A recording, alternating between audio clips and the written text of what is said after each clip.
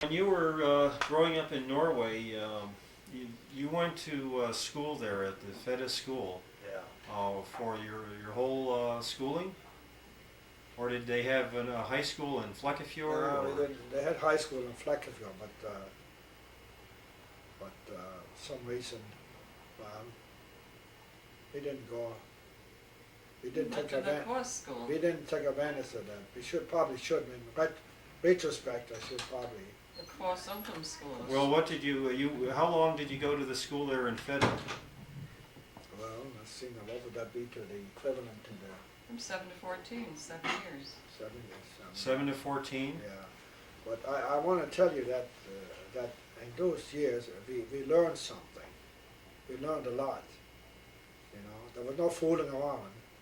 We learned a lot. Did you get pretty good grades, or? Well, I guess average, you know. But And we learned a lot. We learned a lot. We were very, well, geography was a big thing, you know. Since Norway was a seafaring nation, you know, we learned geography.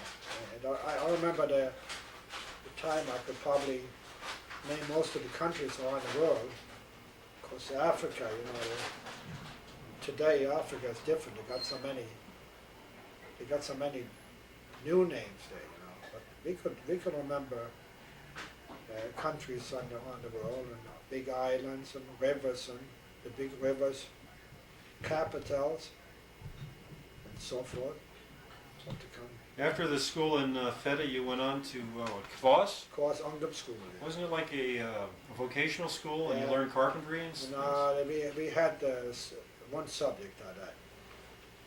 Yeah, so one subject for that was that. What was that? Yeah, well, one of the subjects was well, Geography? no, they called carpentry, Woodworking. woodworking. They had a woodworking shop. The girls had home ec. Yeah, that's it. How long were you over there? Well, I guess about a year. And then you lived over there. Yeah, we stayed there. Yeah. That's over the Sicily, your cousin Sicily. Yes, I know. Yeah, Only up the road from there. I think she went there one time. Yeah, That's she how she did, met that yes, she met him. her husband. Yeah. That's a good place to meet somebody. So that school is still in existence. Oh and yeah, but operating. the old school that was there when I was there, that's been torn down and new facilities. A beautiful school now. Those days there wasn't much. We didn't have the modern convenience those days. Like indoor plumbing, we didn't have that. Today is every modern in every way. Well, yeah. Let's see. You've told me some favorite stories in the past about growing up. Some of them I remember were the practical joke. You put a dead salmon, up on the pole, on a telephone pole or something. And another time was when the old maid got a visit from her old boyfriend. Yeah. And then a third time, I think you told me that your bicycle and you went skidding off the dock and into the water in the winter. Into the icy water, yeah. Yeah, can you tell some of these details, just for the record here? Well, there was a favorite place to ride the bike was on the concrete dock, and then in each end of the dock was like a pillar there where they would put the lines from the ships that they came in there. They secured them, and we used to ride around there, that pillar. And then one day, this is probably in the month of February, you know, and it had been, I didn't know, but it was very slick, you know. I kept riding around there, and all of a sudden I skid, and I went bicycle and myself right into the river. Through the ice? Now there was no ice there because very seldom you got ice right there because The moving water? not only that, but the fjord, Oh, the salt water. salt water is a mixture. It's a mixture. It never freezes up there unless it's very cold, then it freezes up. But there was open water this time. And I fell right in the water, bike and all, And then I swam for about 50 or 60 feet to the end of the dock into a place where I could get up. But I wasn't really cold. I wasn't really, and somebody came along and fished and got the bite off with a long hook. The water was probably about 30 foot deep, you know. So they had to have the long hook. Well, I mean, you didn't come close to drowning. No, not at all. No, I could swim. But swimming with all my clothes on, heavy clothing from winter clothing on, it's not so easy. How old do you suppose you were?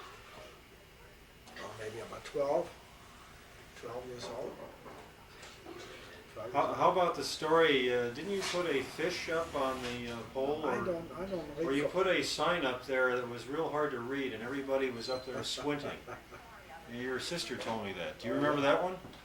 Well, that's Some probably, sort of an announcement. yeah, the announcement about a Christmas The festival mailman just came shining in a on little it. town, you know, in a little town out in the fjord. You don't want the girls The name to is know. Helgeland, Yeah. and I put it up there. There was the writing was, as you say, there was awful hard to understand, but the time and the date and time when that was going to take place was very clear. Was very clear. So a lot of people kept looking at it.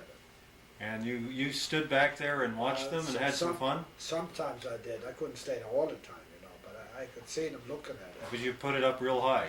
Well, yes. Beyond eye level. Up beyond eye level. Okay, I guess we're supposed to eat lunch now, so after lunch maybe just a couple more questions and then we could wrap it up if you don't mind. Okay. Okay. Back after a very robust lunch. It's Monday, July 24th. And talking with Dad again. And let's see, we just did the story on how you put the notice up on the pole and everybody had to squint. Yeah, And you In got the old country. in the old country. Now tell me this story about the old maid in the town and how she one day got a letter from a long lost boyfriend. Well, first of all, she was an older person that didn't have any support for herself. She went around and visited different people, and she was dependent on them for food. And amongst the people she visited was my mother, and also my grandmother years ago, and she lived on the second floor of our house. And one time, she was up on the second floor talking to my grandmother, and I was right underneath, and I was annoyed by the way she talked. And I was going to let her know that in 1 minute. So I took a chair and was going to bang on the ceiling downstairs. Where were you annoyed? Yeah, right underneath her. Turn up the garage light too. But I didn't realize that the ceiling was not as solid as I thought it was. In fact, it was panels of more or less light sheetrock. You know. So as a result, when I took that chair up, and one of the legs went through the ceiling. So my poor mother had to, later on, she put some tape on it. Your father was in America at the time? I was in America. But when I come back in '52, that patch on the ceiling was still there. After all those years, it was still there. 1952, and how old were you at the time? do you Well, think? it was probably happened in around 1930. I was probably 14 or 15 years old. 1930, so About 22 22 years it was still there. years later, it was still there. Yeah. Well, did you fix it or not?